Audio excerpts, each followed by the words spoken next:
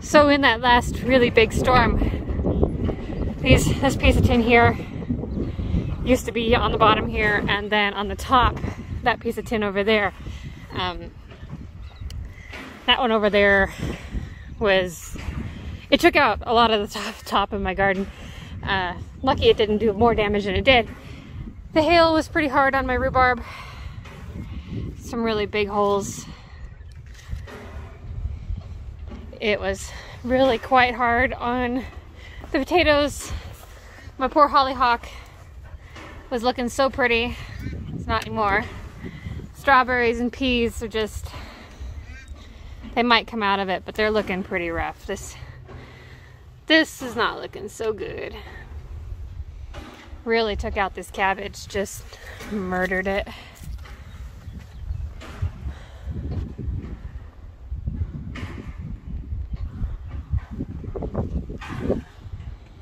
Hey everybody, welcome to another windy, cold Nebraska spring day.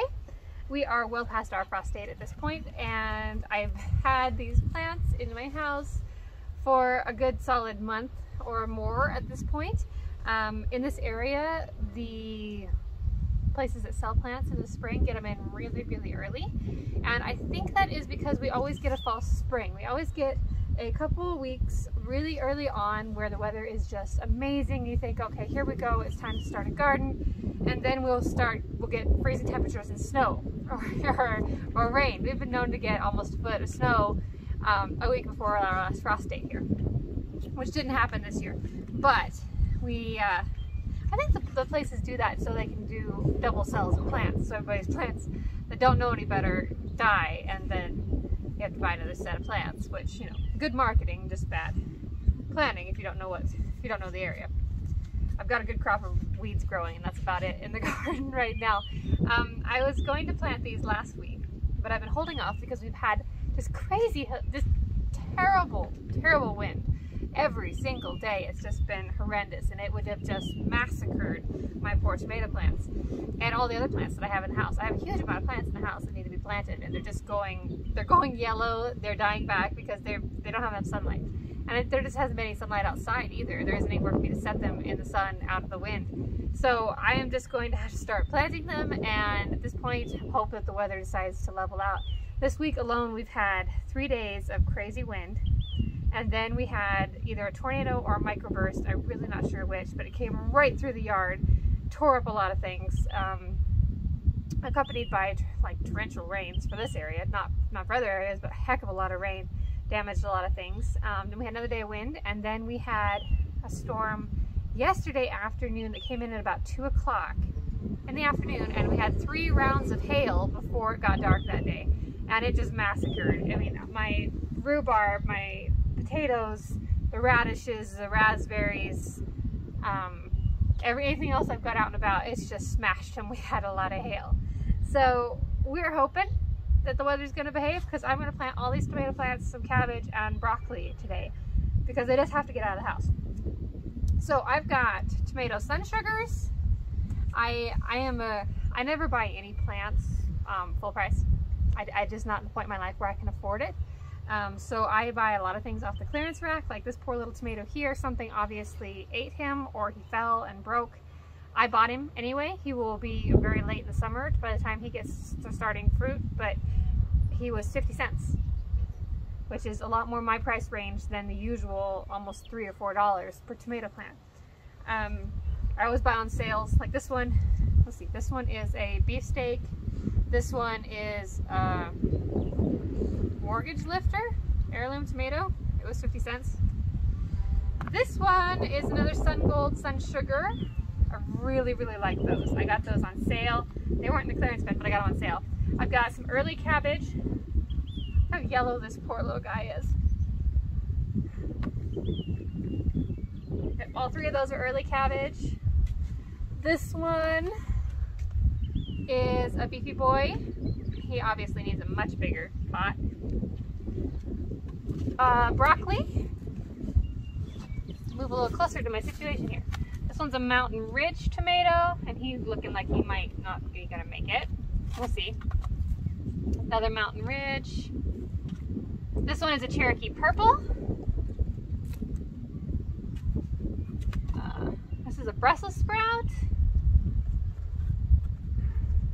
Mountain Pride tomato, broccoli, more sun sugars, another Cherokee purple, another sun sugar, another broccoli, and I think it's early. No, it's a Brussels sprout. And then some red cabbage. We've got us some weeds, guys. Serious weeds. We're gonna plant around the weeds today because that's just how the day's going. It's how this garden year is going. We'll just plant around them. Worry about them later.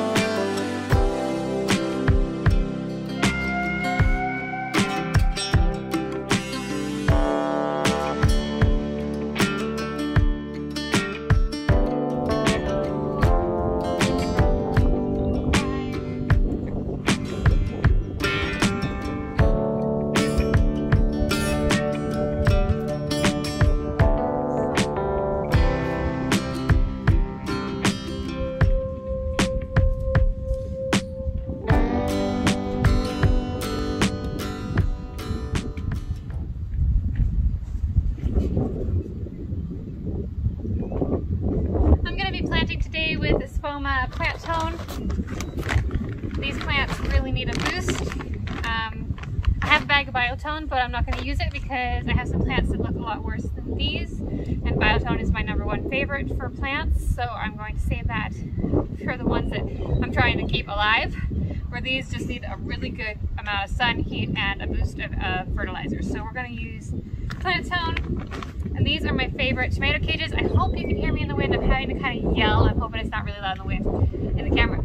These are my favorite tomato cages. I make these myself. They are made out of cattle panel, bull panel, hog panel, sheep panel, whatever you want to call it. Sometimes I call them utility panels. They come in 8 feet by 4 feet. I can cut them up like this. I use the ones that are all bent up from cows. They're not overly strong where it comes to like cattle, so they do get bent up fairly easily over the years. So anytime I find one that's just completely mangled, I turn it into a tomato cage. I used to buy ones like this. I bought this one last year.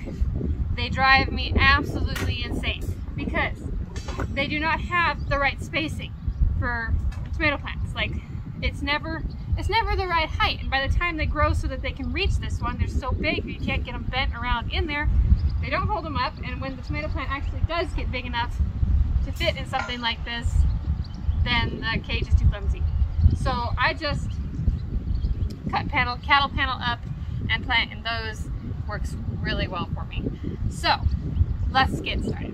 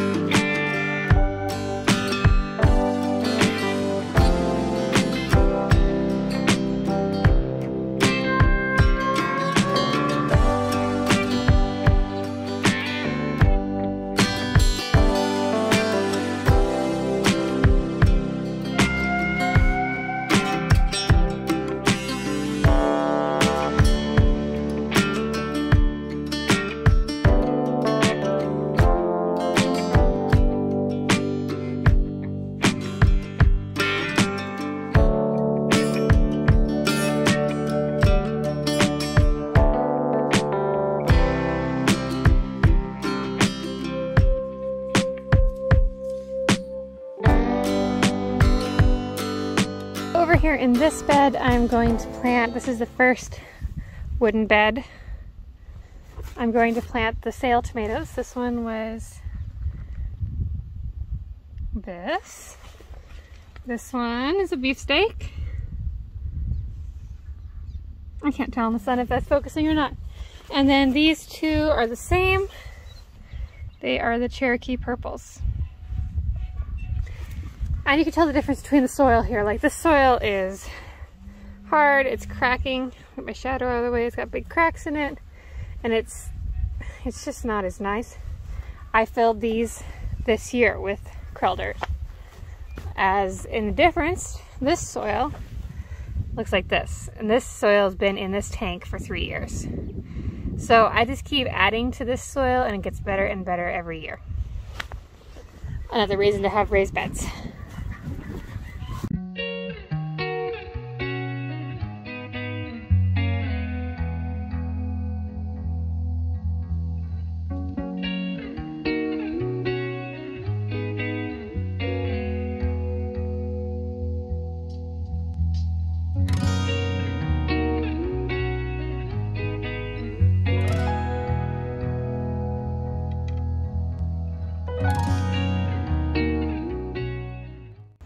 The bed where I recently planted asparagus.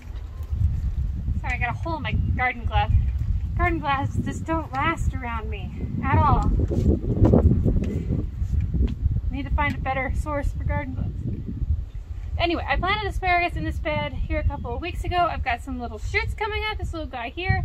I went ahead and mulched it just to try to do some weed control. I've got a lot of weeding to do in this garden. I'm going to have to do a couple of days solid of weeding. I had started on it 4 or 5 days ago. I started on it, I did some on the ground. I intend to eventually have some kind of a solution for that, whether it be gravel, mulch, pavers, rock, I don't know. It's going to be something eventually. But for now, it's just a lot of weeding. And I have some weeding to do in the beds, of course. But it's all part of gardening.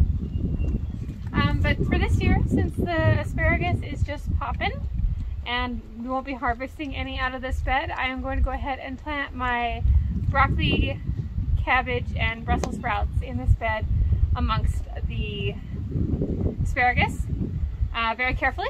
So in case I hit an asparagus root that's still trying to grow, I won't be disrupting it too much.